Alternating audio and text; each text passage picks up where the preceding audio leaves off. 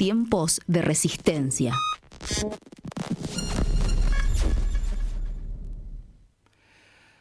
Buenas tardes.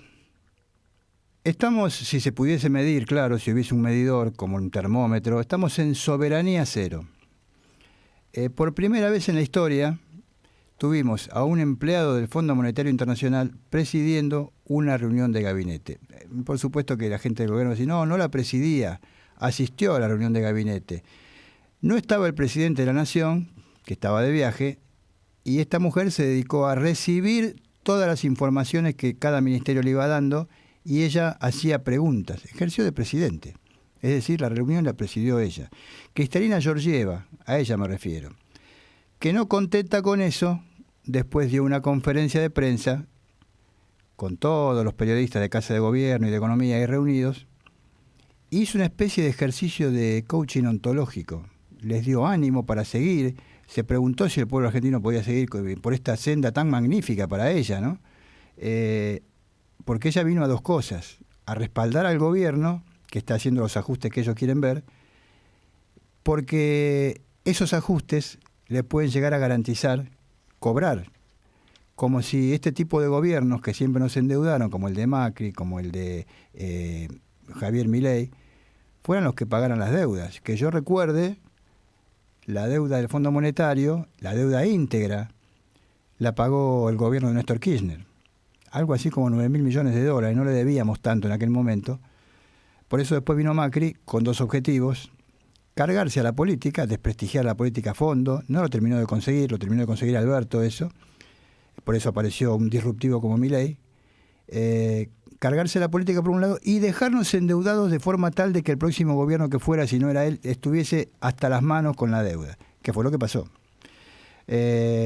Ahora, si uno no se somete al Fondo Monetario, no tiene forma de pagar los vencimientos de deuda que tenemos el año que viene, que son monstruosos. Es decir, ya han dejado condicionado un gobierno para el futuro, y ese es el objetivo que buscan, que este país quede endeudado, quede desarticulado, y ojo, no vaya a ser cosa también que vuelvan con aquella soncera de la que hablaba Jaureche: el mal que aqueja en Argentina es la extensión, y de golpe nos encontremos con que tenemos algún tipo de sector del país que empieza a plantear su independencia, o que lo podemos vender, porque si los extranjeros pueden comprar tierra, lo podemos vender. Así estamos, ¿no? Tenemos un video para ilustrar con un poco de humor, pero también con mucha resignación, lo que fue la visita de Kristalina Georgieva, a quien nadie votó, obviamente, pero que es la que está gobernando a la República Argentina. Si lo tenés por ahí. Es muy difícil de comprender que Georgieva esté ahora aquí. Este pueblo jamás la invitaría a cenar. El presidente se le arrastró y se cansó de manguear. Ahora ella va a gobernar esta época colonial. Yo no voté a Kristalina, no sé a qué carajo vino. Va vaca muerta, da discursitos, cobra intereses, se lleva el litio. Toto no sabe muy bien cuál es el precio de un Jorgelín. Ya mangueó otra vez y no sabe qué hacer. Pide dinero, después se lo lleva para las Caimán. El fondo solo quiere ser el dueño de este lugar. Yo no voté a Kristalina, no sé a qué carajo vino. Va vaca muerta, da discursitos, cobra intereses, se lleva el litio. Yo no voté a Kristalina, no sé a qué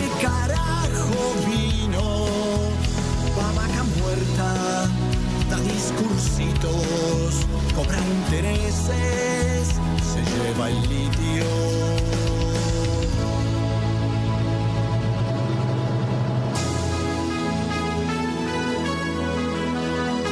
Bueno, este es un video, ya lo hemos pasado en alguna oportunidad, Lucas Niro, si no lo ven, los que nos están viendo por YouTube, los que nos escuchan solamente el audio por radio, obviamente han escuchado la letra, que es muy inteligente, muy interesante, y con una música de, ¿no? La música de la ópera Evita.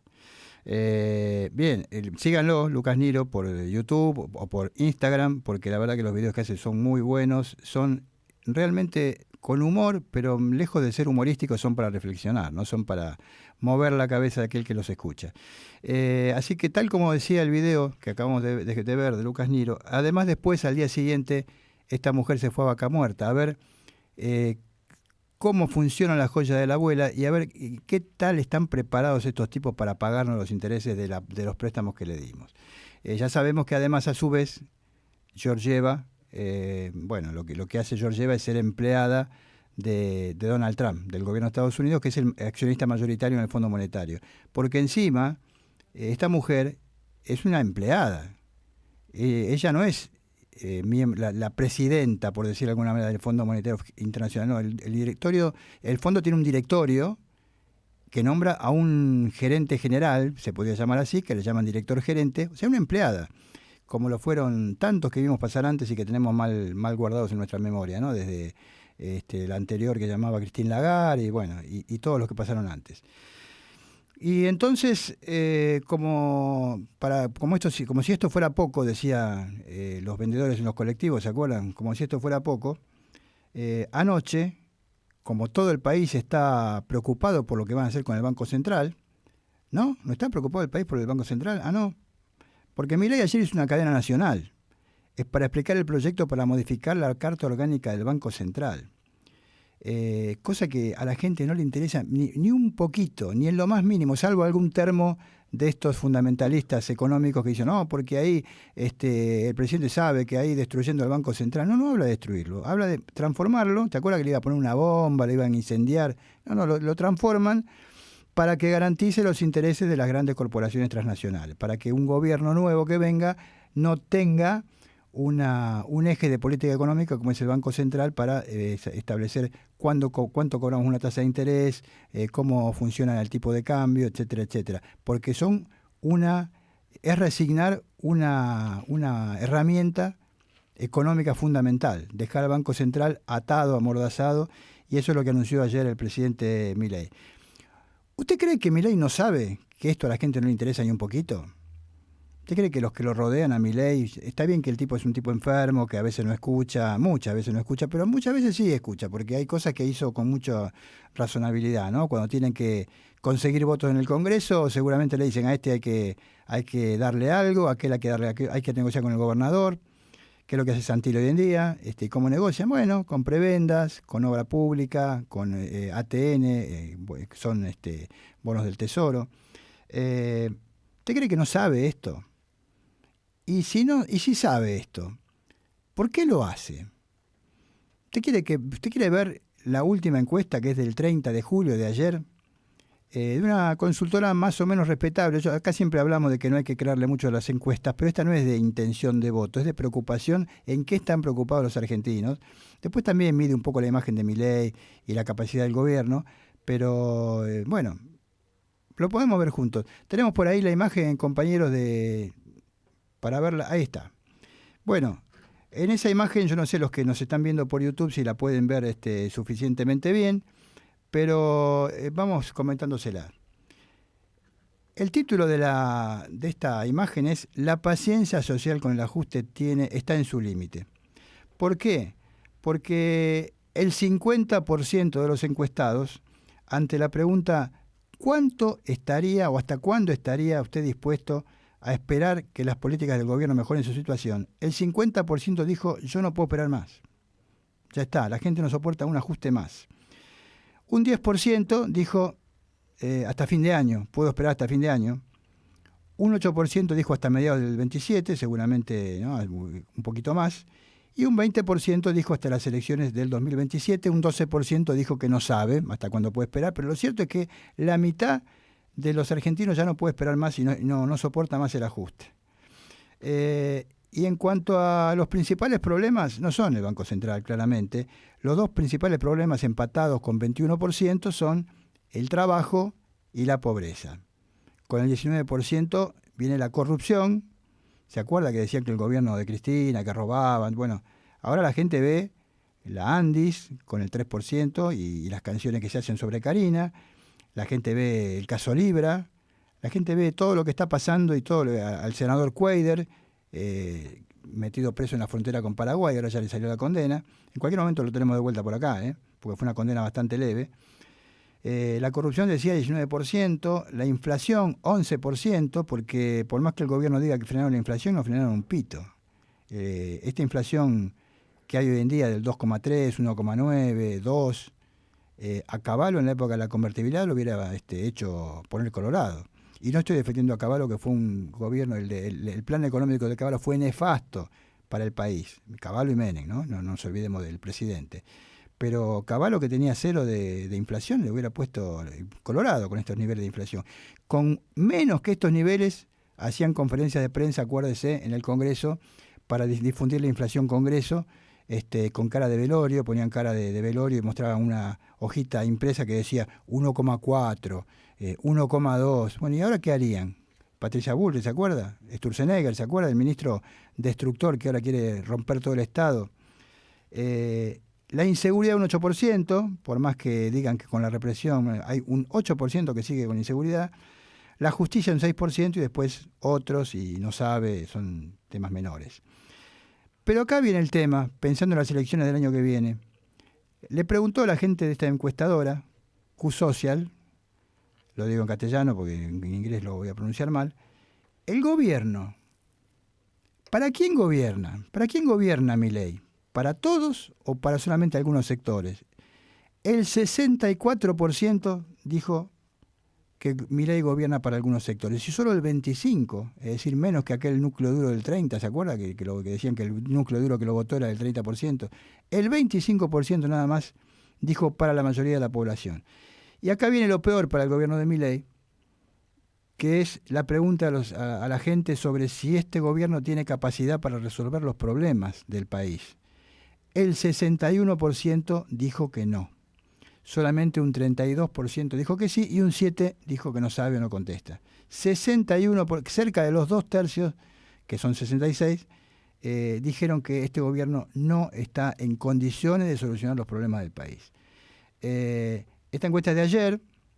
Esta encuesta viene precedida de una encuesta de anteayer, donde aparece que el voto de Macri le hace perder las elecciones en primera vuelta a Milei, por eso lo está chantajeando, y otra del día 27, del día 29, es decir, creo que fue el martes o el miércoles, que dice que sigue siendo lo que predomina en la política argentina, pero la mala noticia es para Milei que el voto anti-Milei, el voto antigobierno, por primera vez está superando en las encuestas al voto antiperonista. ¿Se acuerda que antes decíamos que el antiperonismo era casi mayoría si se juntaban todos? Bueno, ahora una encuesta da un empate técnico en un supuesto balotaje entre Milei y Axel Kicillof, el gobernador bonaerense, y lo que dice claramente es que ahora el voto anti-Milei está superando al voto antiperonista.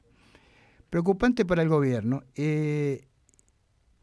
¿Y por qué hace esto Milei de dar una cadena nacional hablando del Banco Central que no le interesa a nadie? Y los que conocen la entretela del gobierno nacional de la Casa Rosada lo que dicen es que se están despidiendo. Sí, yo sé que algunos dicen, estás muy optimista. Y sí, puede ser. Se están despidiendo. En la Casa de Gobierno ya manejan la hipótesis de que la reelección puede ser una quimera. Saben, Milei está convencido, por eso quiere anular las PASO, suprimirlas, suspenderlas y tratar de ver cómo divide al peronismo. Sabe Milei, sabe Santiago Caputo, los que operan electoralmente para Milei, que si no gana en primera vuelta no pasa una segunda vuelta, no la supera. Estamos viendo los números, ¿no? 2/3 partes de la gente dicen que no gobierna para todos y que no lo votarían nunca. Entonces lo que hace ahora, ¿cuáles son las señales, diría usted, de que se está despidiendo? Bueno, lo que hace ahora es hablar del Banco Central, la ley de tierras, la ley de glaciares. Lo que está haciendo es tratar de blindar todo lo que rompió hasta ahora y hacerle cuesta arriba a una gestión futura de un gobierno nacional y popular volver a arreglar el país. ¿Qué es lo que claramente se va a venir? Un gobierno nacional y popular si los Estados Unidos, si Peter Thiel, que tiene esta gran estructura informática para controlar la opinión pública, no dan un golpe de mano, no dan un golpe económico. Y por eso Milei, por orden de la embajada, recorre América para crear una liga de presidentes de derecha. Está buscándose el puestito para cuando se vaya de la casa de gobierno. Está preparando su salida. Ya sea porque pierde o directamente porque el Círculo Rojo le baja el pulgar, cosa que parece que ya está haciendo así, y van con otro candidato, ¿no? Que puede ser cualquiera, Patricia Bullrich, un nuevo Milei como Goebbels, un Puyaro, cualquiera, puede ser cualquiera. Eso sería, le llaman los rumbistas, porque creen que el problema es defender el rumbo, ¿no? A Milei se puede hacer lo mismo con otro candidato, inclusive que sea más serio, porque lo de Milei es poco serio, ya lo vimos con lo que hizo con Lula. Para hacer pueden hacer mucho daño todavía, en un año y medio que todavía les queda, y hasta se habla de que están intentando romper al peronismo a punto tal que se habla de que Milei está analizando la posibilidad de indultar a Cristina Kirchner, apuntando a dividir al peronismo, porque si Cristina es indultada, si recupera su habilitación política para ser candidata, podría ser candidata y competir con Axel Kicillof. Y muchos piensan que el peronismo se dividiría de esa manera y entonces con que Cristina le saque un 8 o 10% a Kicillof, porque mide más Kicillof en las encuestas, le estaría permitiendo a Milei, si llega al 40%, ganar en primera vuelta. El problema es que con estos números que dan las encuestas, con lo que pasa en la opinión pública, con la crisis que estamos pasando en Argentina, es muy, muy difícil llegar a ese 40% para el gobierno. Por eso les decimos que hay que seguir resistiendo, no queda otra, y por eso como cada viernes les damos la bienvenida y les decimos bienvenidos a Tiempos de Resistencia.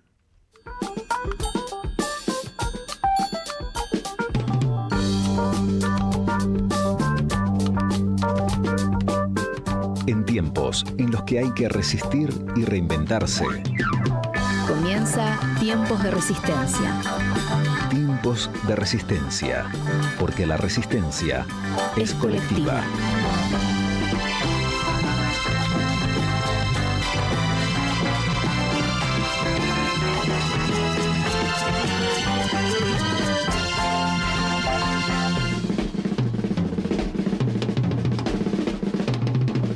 Porque la resistencia es colectiva.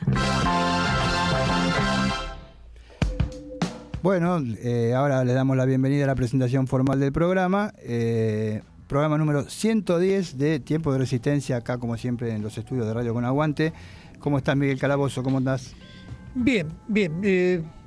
Aclarando un poco más el panorama. La semana pasada hablábamos de las características que tenía que tener un país bananero.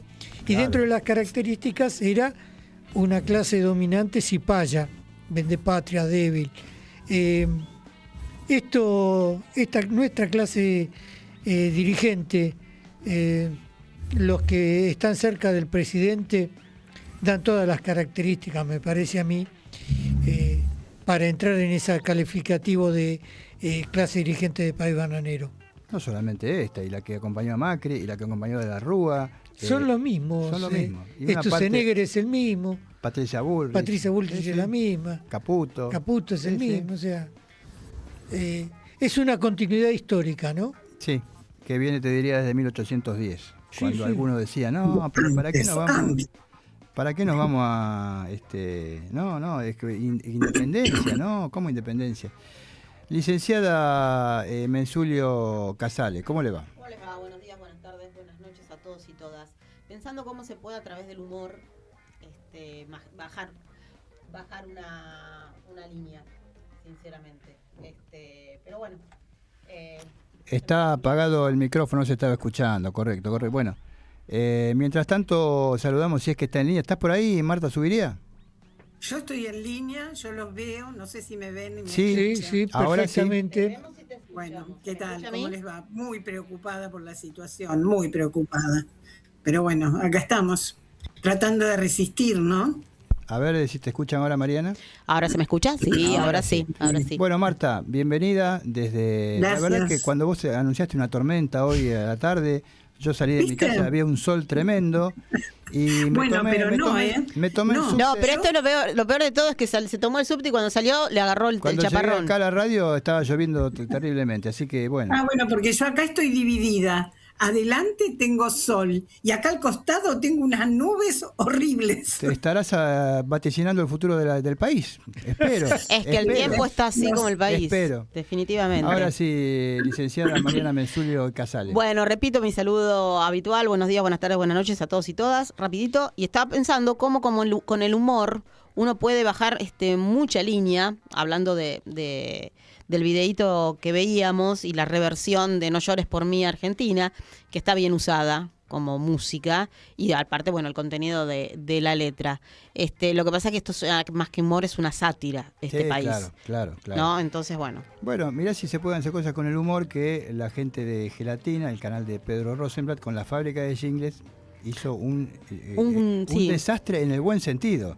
Hizo generó un movimiento de gente que llegó a llenar hace 2 años, en el 2024, 2 obras sanitarias, que son 6.000 personas más o menos. Y después Y Argentinos después Juniors. Argentinos Juniors el año pasado, que con 20.000 personas. Así que, y ahí no me digan que los jóvenes están con Milei, no, ahí había gente grande también, gente mediana. Sí, edad, pero la mayoría de ellos eran el 60% jóvenes. eran chicos jóvenes. Sí, Depende de lo sí, que, sí. como diría la escribana Nevechenko, definime jóvenes. ¿no? Definime jóvenes, sí, bueno, una época eran se los fue menos extendiendo 40. la juventud un poco En más. la época de oro de las juventudes políticas argentinas, en la década del 70, cuando la JP fue un escándalo de irrupción y de multitudes que juntaba, todos los partidos crearon juventudes, y se decía estadísticamente que hasta los 40 años, porque había dirigentes de la juventud que querían seguir, tenían nietos que querían seguir siendo Bueno, dirigentes juveniles. Convengamos que, por ejemplo, la Franja Morada es un caso, la Cámpora sería un caso, que se cree que son todos jóvenes y no lo son. No, ya están en los 50. Y algunos jóvenes, a los que se ven obligados porque tienen que volver a la casa de sus padres, pero en este caso es por las políticas del gobierno, ¿no? Claro, pero Así igual que, la bueno. culpa la tiene la deuda que le dejó el gobierno anterior.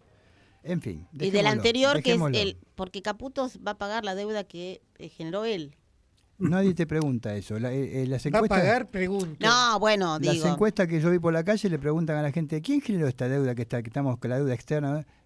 Alberto Fernández. Todos te Bueno, responden Alberto a Fernández. ver, durante todo el gobierno de Alberto Fernández se hizo mal, tenía un problema de comunicación obviamente importante, porque se tendría que haber dicho durante todo el gobierno de Alberto Fernández que esa deuda la había generado Mauricio Macri, cosa que no se hizo. Y Luis Caputo. Y Luis Caputo, obviamente. El tipo que según Milei, cuando era candidato, el tipo que se patinó 17.000 millones de dólares en un mes o en 2 meses, no me acuerdo. Pero igual cuídate, porque a todos los que les dice imbécil después le da un puesto en el gobierno. Así Bueno, que el 95% de los periodistas en cualquier momento puede ser vocero, porque si esto lo somos dijo todos imbéciles, Horacio de Mendiguren cuando lo insultó en la rural y le dijo ladrón y todo eso. lo vamos a llamar.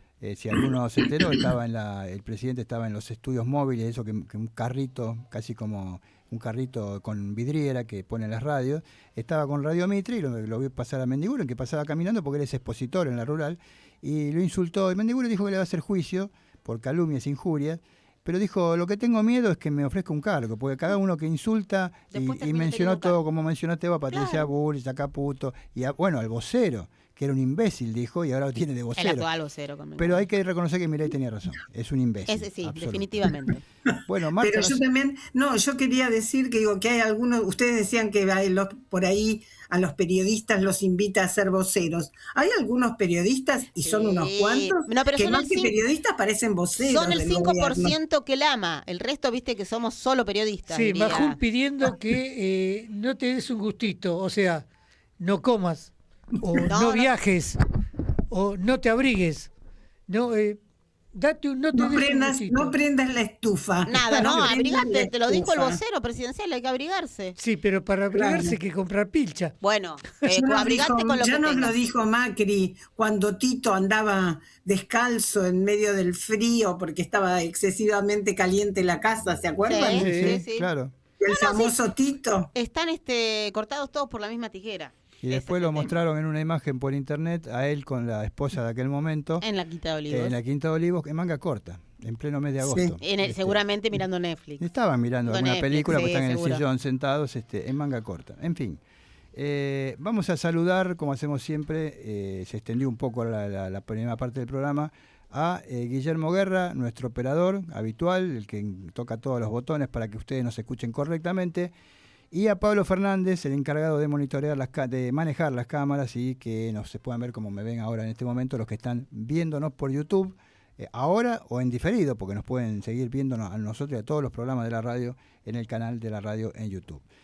Así que bueno, dicho todo esto, vamos a pasar, sin más prolegómenos, si tenés, Guille, ya por ahí la presentación de las 5 noticias de la semana.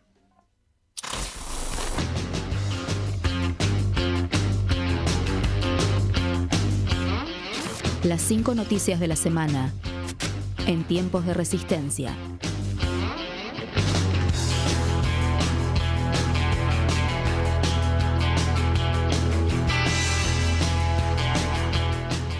¿Quién es ese tipo? El presidente de Brasil, Luis Ignacio Lula da Silva, respondió con ironía a las críticas que recibió por parte de Javier Milei y minimizó los ataques del mandatario argentino. ¿Quién es ese tipo?, contestó entre sonrisas cuando le preguntaron por el líder de La Libertad Avanza. La reacción del mandatario brasileño llegó luego de que Milei participara en la convención del Partido Liberal en San Pablo, donde respaldó la candidatura presidencial de Flavio Bolsonaro y lanzó duras palabras contra Lula, a quien calificó de presidiario y ladrón. Además, responsabilizó a Brasil por la campaña anti-argentina impulsada en las redes sociales.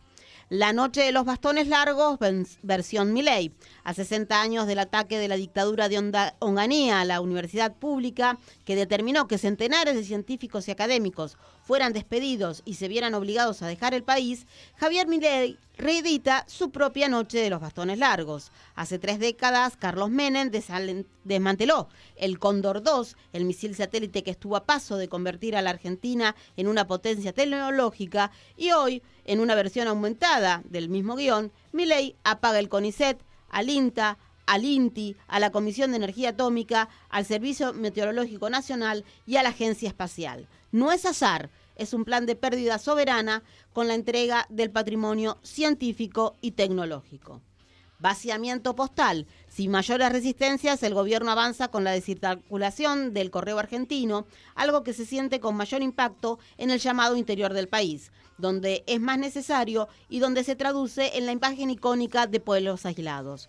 Como en una remake acelerada del menemismo, la gestión libertaria desmanteló unos 300 locales entre oficinas y agencias y desvinculó a más de 7.000 trabajadores. Un ajuste disfrazado de reforma educativa.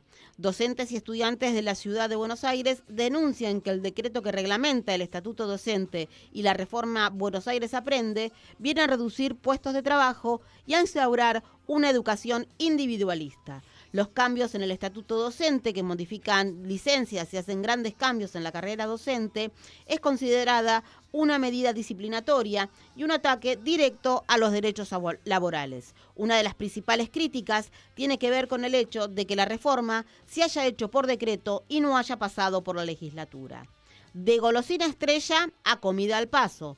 Según el informe de la alimentación en la población asalariada argentina, publicado por la Universidad Católica Argentina, el 78,5% de los trabajadores consumen alimentos menos nutritivos por motivos económicos y el 61% saltea comidas. Aquí aparece el alfajor, que pasó de ser una herramienta para engañar al estómago durante el aumento a un sueldo pisado, donde un sándwich al paso puede rondar los 8.000 pesos. Un alfajor con una gaseosa recorta ese gasto a la mitad.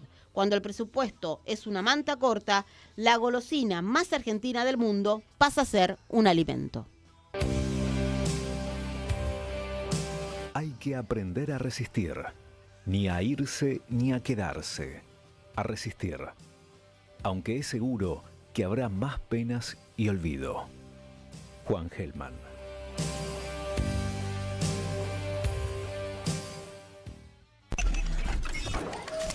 Porque las noticias no siempre tienen que ser malas.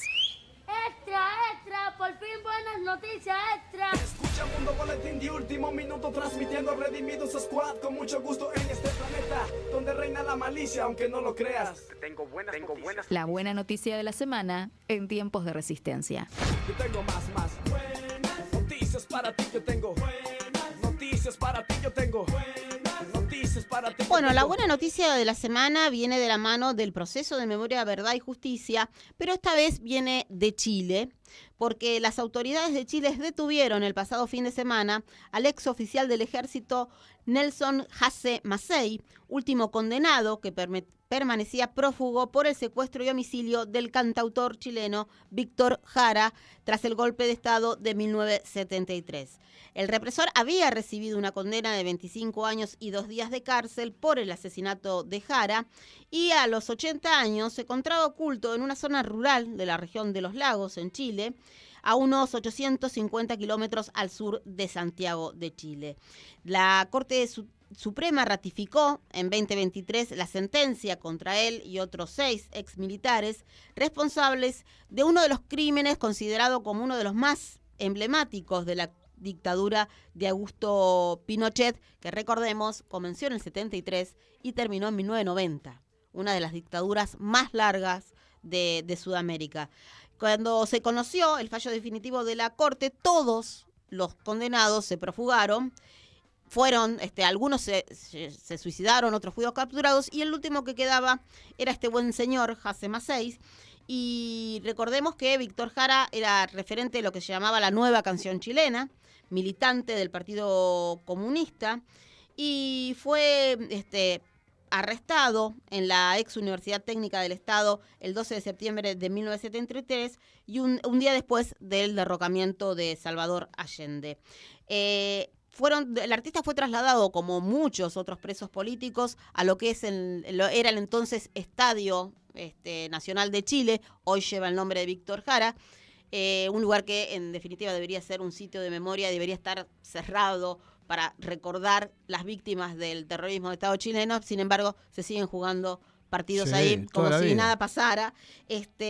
Y bueno, ahí fueron torturados más de 5.000 prisioneros y recordemos que hay un mito que en realidad dicen que a Víctor Jara le habían cortado las manos. No fue así, pero bueno, a un tipo que tocaba la guitarra, convengamos que se le hayan fracturado en varias, de manera severa sus dedos, es como un poco cortarle las manos. Así que en 2009 fue Michelle Bachelet la que pidió la exhumación de los restos de Víctor Jara para, en definitiva, saber cómo había sido su muerte. Así que cayó el último prófugo por el asesinato de Víctor Jara en Chile. Bueno, como te darás cuenta, por una vez... Perdón, me gustaría recordar... con respecto a lo que decís de las torturas a los músicos, en este caso que se decía que le habían cortado las manos, quiero recordar que Estrella, el pianista, le rompieron los dedos. Igual, por eso digo, simbólicamente es como cortarle las manos a un artista que usa sus manos para tocar, eso, ¿no? Eso lo de Estrella fue en Argentina, Marta. Entonces, por eso lo digo, que prueba que Videla era un tipo duro en serio, no como el blandito de Pinochet, ¿no? Claro. Bueno, déjeme que pase 2 avisos. El primero, irónicamente lo digo, ¿vieron que Bachelet alguna cosa de izquierda hizo en su gobierno? Mandó el sumar alguna. Se supone que era socialista la mujer.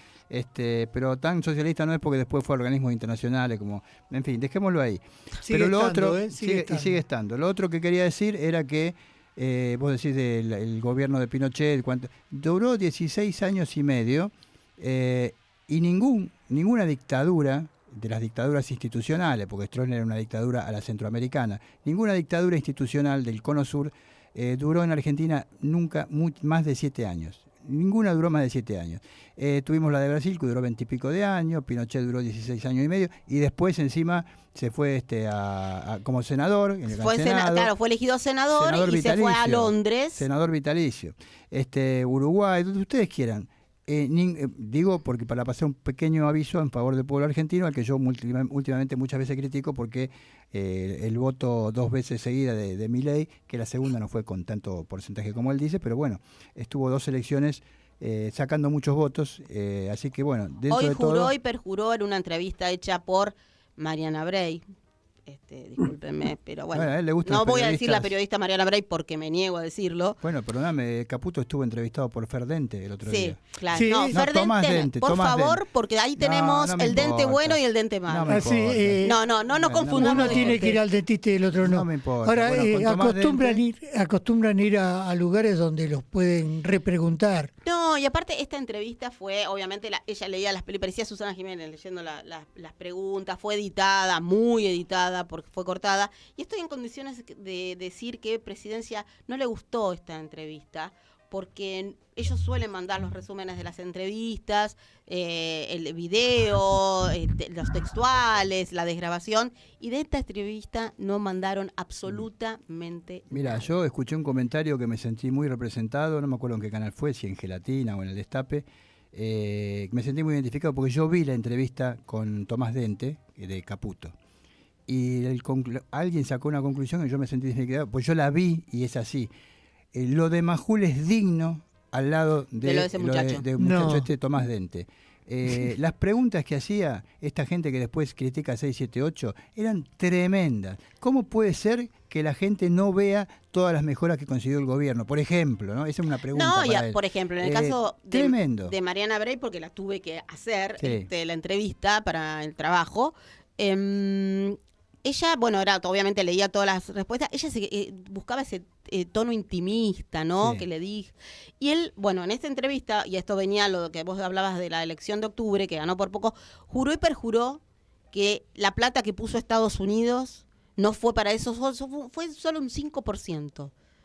La plata que puso Estados Unidos para que la elección la ganaron ellos con sus políticas de gobierno, Claro, con sus promesas cumplidas, según él. él también jura y perjura que Brasil puso el 25% de la campaña ante Argentina. Y Sheinbaum en la otra parte, México en la otra parte. Claro. Ya hay un estudio de internet que demuestra que, porque te analizan todo, las cuentas, si son viejas o nuevas, si estaban coordinadas o no, no hubo tal campaña. Lo que hubo fue una crítica que surgió desde Europa, sobre todo, algunos países de Europa empezaron a criticar a Argentina, y los argentinos parece que son muy activos en redes sociales, y al replicarle miles de argentinos a esas cuentas, lo que hicieron fue viralizarlas más, y bueno, en fin. Claro, pero Ya todo está. partió todo nació a partir de que se hicieron comentarios que en la selección argentina no había negros. No, es posterior, fue por el partido de Inglaterra, por eso sospecha que tuvo mucha injerencia Inglaterra y Francia. Francia no tiene odio hace muchos años, ¿no? Sí, Pero bueno, fue después del desde partido que quedó contra Inglaterra. Ya segundo Francia no, es cuarto. Perdón, no, tenía que hacerlo. Terminemos con la pavada. Vamos a pedirle a Guille, que debe tener por ahí la presentación de las efemérides, y a Pablo, que debe tener por ahí 2 videos que después le voy a pedir.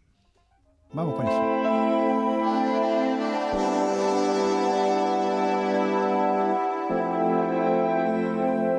Porque comprender el presente a partir de sucesos pasados nos permite conocer nuestra historia. Hechos y personas que marcaron épocas en tiempos de resistencia.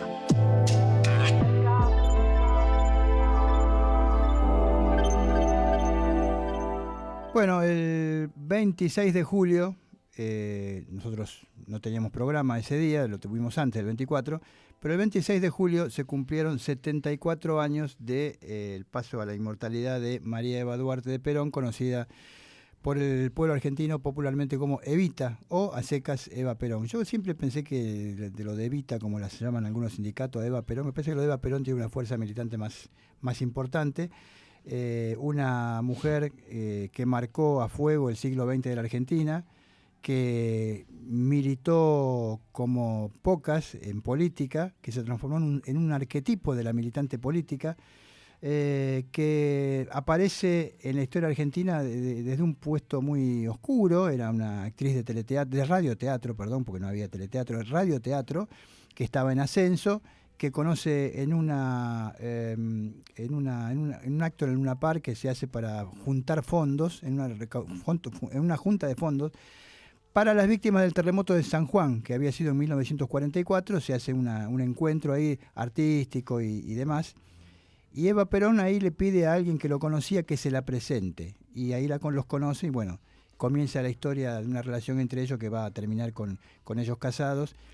Y con ella llegando a fundar el Partido Peronista Femenino, motorizando el voto femenino, y siendo hoy recordada en el exterior, por ejemplo, donde en España, en el centro de Madrid, hay en un lugar muy importante de Madrid, no como si fuera un lugar periférico, ¿no? En el centro de Madrid, una plaza que se llama Eva Perón. Hubo mucho cuestionamiento de sectores de izquierda, porque se reunió con Franco, y bueno, el presidente de España en aquel momento era el dictador Franco, lo cual no emparentó nunca al peronismo con el franquismo, como algunos sectores de izquierda querían hacer creer en aquella época, a punto tal que cuando Perón logró ser aceptado como exiliado político en España, Franco lo aceptó, no lo aceptaba en ningún país del mundo, porque le hacían operaciones de inteligencia, mandaban gente de la CIDE para tratar de matarlo, hacían sabotaje, estuvo en Venezuela, en Panamá. Bueno, España finalmente lo aceptó, pero durante todo el tiempo que estuvo Perón, que fueron como más de 10 años, en Puerta de Hierro, ahí en las afueras de Madrid, Franco nunca lo recibió. Cumplió en agradecerle el envío de alimentos que hizo Argentina en el año 40 y pico, cuando fue 47, creo que fue Eva Perón de visita a España, y atrás de ella fueron varios barcos con carne, con granos, etcétera, etcétera, pero toneladas, importantes, en un país que estaba aislado, castigado por Estados Unidos por haber sido aliado de Hitler, con lógica que esté castigado, digo, ¿no? Y aparte por el tipo de gobierno que tenía, pero que después en plena Guerra Fría se fue recuperando porque para Estados Unidos lo más importante era que fuera anticomunista, y eso que la verdad que Franco sí que era anticomunista, antipopular y anti-todo, antibiótico, diría yo, anti-todo. Un dictador tremendo que gobernó 39 años. Evita lo visitó, después fue a visitar Italia. Siempre se miraban con asquito. Sí, Evita lo miraba con mucho asquito. Es que Franco sabía que era una actriz de radioteatro, con todos los pruritos que tiene. Vamos a decirlo claramente, para la clase alta una actriz era una prostituta. Sí. Poco menos que una prostituta. Y Franco era un tipo que era de clase alta y clase alta cuando llegó al poder y se hizo rico. Pero además era ultracatólico. Era una dictadura que, a diferencia de Mussolini y de Hitler, que eran los tres grandes dictadores de la derecha europea, este era anticatólico, ultracatólico. Y bueno, como lo que él pensaba de Evita, pero bueno, se lo tragó porque tenía que recibir los alimentos. A Perón no lo recibió nunca. Incluso la Cancillería española le mandó una especie de amonestación a través de gente de la Cancillería a Perón porque se había expresado cuando murió el Che Guevara, dijo alguna cosa, lo reconoció como un luchador, como un revolucionario, como un luchador, lamentó cuando mataron al Che. Cuando lo matan, ¿yo qué dije?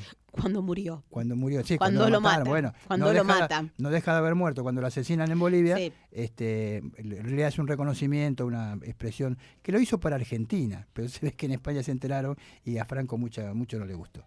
En fin, tenemos por ahí un video para compartir sobre Eva Perón, el número 1, te pido, Pablo, subilo cuando quieras.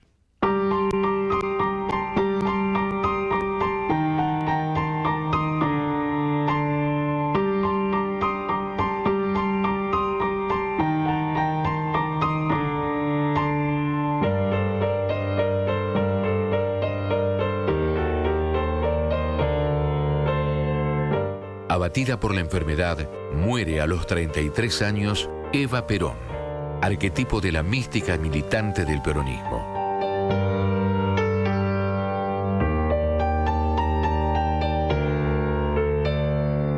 Activa impulsora y celosa guardiana de la revolución justicialista. Esposa, amiga y compañera de Juan Domingo Perón, fundadora del movimiento peronista femenino, activa impulsora del voto de la mujer y la igualdad femenina, creó la Fundación Eva Perón, al frente de la cual llevó a cabo una trascendental e inusitada obra de reparación social y al servicio de la cual agotó hasta sus últimas energías.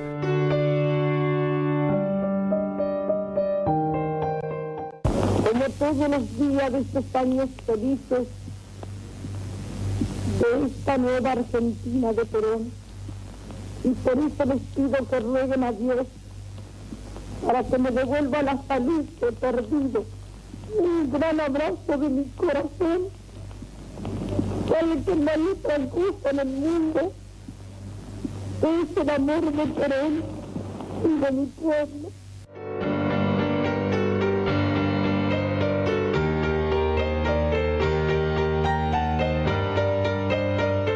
Adorada y hasta idolatrada por los humildes y las clases trabajadoras, temida y odiada hasta la exasperación por los oportunistas y dueños de los privilegios, fue despedida por la expresión de dolor popular más multitudinaria y numerosa de la historia argentina. Personalidad de relieve mundial y de permanente actualidad, fue autora de La razón de mi vida, Historia del peronismo y diversos artículos periodísticos en los que reflejó su intenso compromiso en la lucha por la justicia social. En su lecho de muerte, alcanzó a dictar una suerte de testamento político que, publicado muy posteriormente, gracias al historiador Fermín Chávez y luego por el editor y militante peronista Alberto Sprecher, con el título de Mi mensaje, fue sistemáticamente ignorado y silenciado debido a su manifiesto antagonismo con los poderes establecidos. Evita había nacido en la localidad bonaerense de Los Toldos el 7 de mayo de 1919.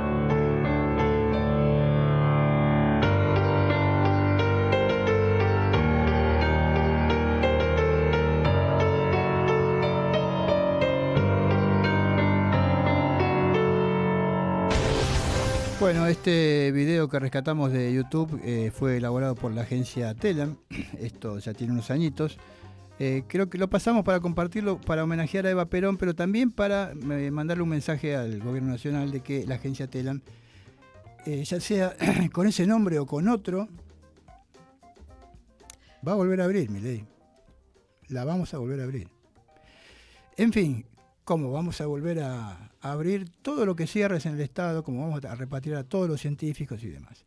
¿Quién era el que hablaba, Mariana? Quique Dupla, que era locutor, sigue trabajando en medios públicos, era el locutor de la agencia. El hermano de Nancy. El hermano de Nancy, precisamente. Perfecto. El hermano de Nancy. Era él el que hacía la locución de... La agencia Telam tenía un espacio para efemérides y la más destacada del día se hacía generalmente un mediodito. Esto era trabajo de todos los días, para los que dicen que en la agencia Telam eran todos ñoquis y no se trabajaba. Sí, se hacían, por ejemplo, en Telam Radio, que pertenece a este video, a Telam Radio y TV, se hacían videos que los medios del interior podían tomar libremente y usarlo en sus canales, en sus radios y demás. Como ya le pasamos el mensaje a Milei de que vamos a reabrir todo lo que él fue cerrando, te pido, Pablo, si tenés el video número 2. Iniciando los actos celebratorios de la memorable jornada del 17 de octubre de 1945, la Confederación General del Trabajo iza al tope del mástil, erigido en la histórica Plaza de Mayo, la bandera de la patria.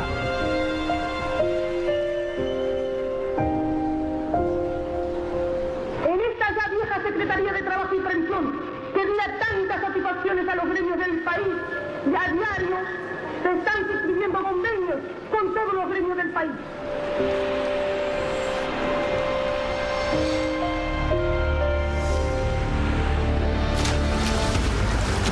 Usted paga el pasaje y el gobierno su hospedaje. Y ya ha repercutido en las fábricas, en los talleres, en las lejanas localidades rurales y en las barriadas obreras, como realización feliz de uno de los derechos del trabajador. A ninguno estará vedado por razones económicas disfrutar el magnífico clima tandilense y la maravilla sedante de sus paisajes. Aquí está el pueblo, dice la señora Eva Perón. Aquí está el pueblo trabajador al lado de la patria, porque está presente al lado del más preclaro, del más ilustre de los argentinos, el general Perón. Con la presencia del general Perón, su señora esposa, ministros y altos funcionarios, se cumple la sesión final de este importante Congreso Obrero. Mejor que prometer es realizar. Dicen a todos los vientos, los diques que van recuperando tierras para el trabajo productivo, los buques argentinos que transportan nuestros productos a todos los puertos del mundo, los caños que traen el aliento de la tierra madre desde la lejanía para encender el fuego de nuestro hogar.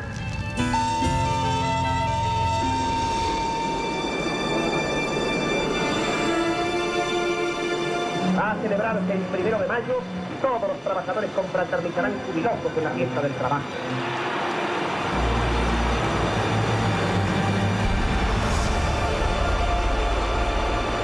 Y yo les pido a Dios que no le permita a esos insensatos levantar la mano contra Perón. Porque guay de ese día, ese día mi general, yo saldré con el pueblo trabajador, yo saldré con las mujeres del pueblo, yo saldré con los descansados de la patria, muerta o viva, para no dejar en pie ningún latino que no sea peronista.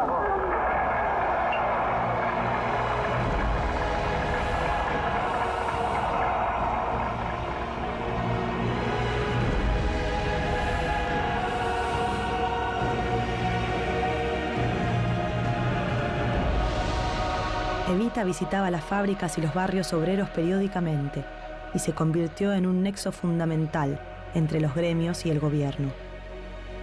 Atendía a las delegaciones obreras semanalmente y formó parte de numerosas negociaciones colectivas de trabajo. La CGT fue una de las principales impulsoras de la candidatura de Evita a la vicepresidencia en 1951. Bueno, este último segmento pertenece al canal Encuentro. Ahí escuchábamos a Evita decir que si esos... Guay. Como que le llamó de alguna forma irresponsable, no sé, que si llegan a levantar la mano contra Perón, voy a salir viva o muerta con mis descamisados para defenderlo. ¿Qué lo parió? La muerte la sorprendió en el año 52, así que en el 55, que fue el día del golpe, ella no pudo salir a la calle, pero sí salió en la década del 60 y el 70, a través de muchos jóvenes a los que ella no pudo, como decíamos la semana pasada, no pudo parir, porque ella tenía problemas físicos, no pudo tener hijos, pero sí parió toda una generación de militantes, entre la que nos encontramos varios de los que estamos acá habitualmente, y varios de los que están en esta radio también, no solamente en nuestro programa.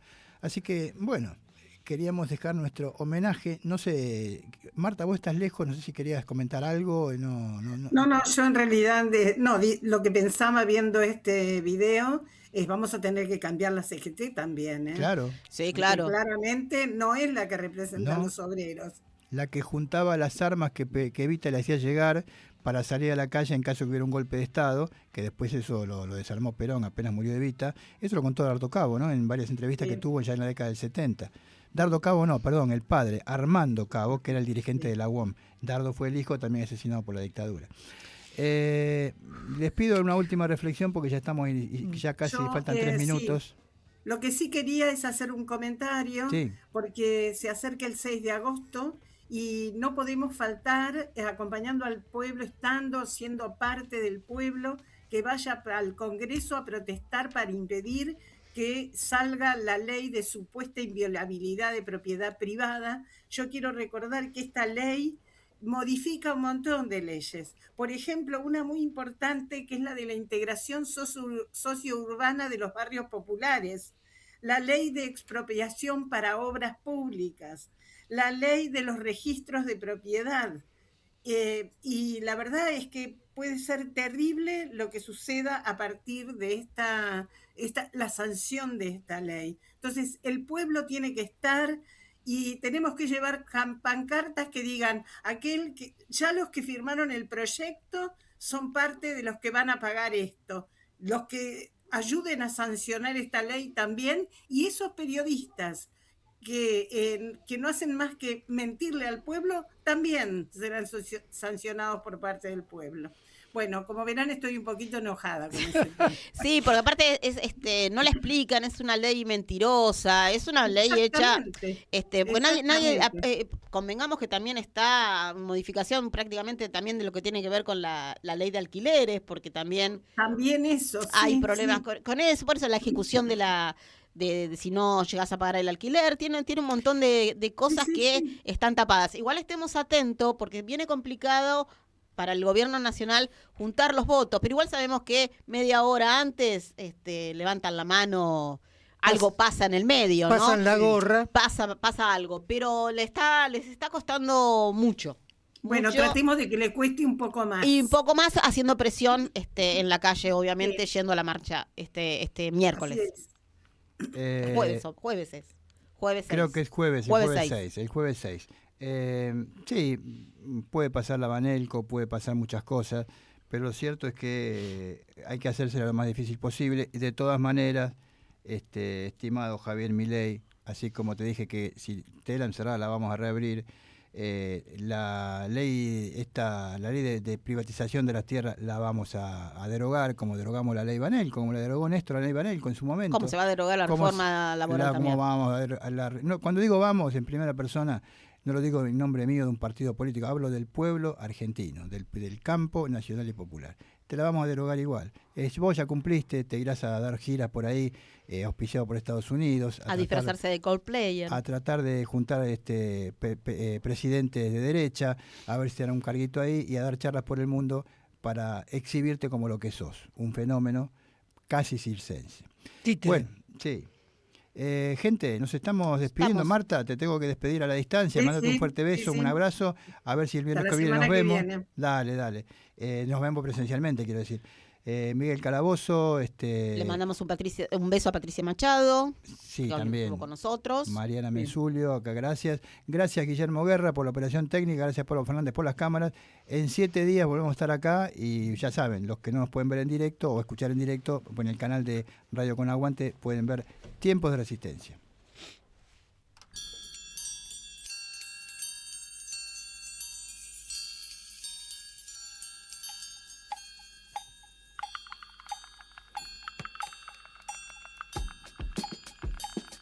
Hasta aquí, Tiempos de Resistencia.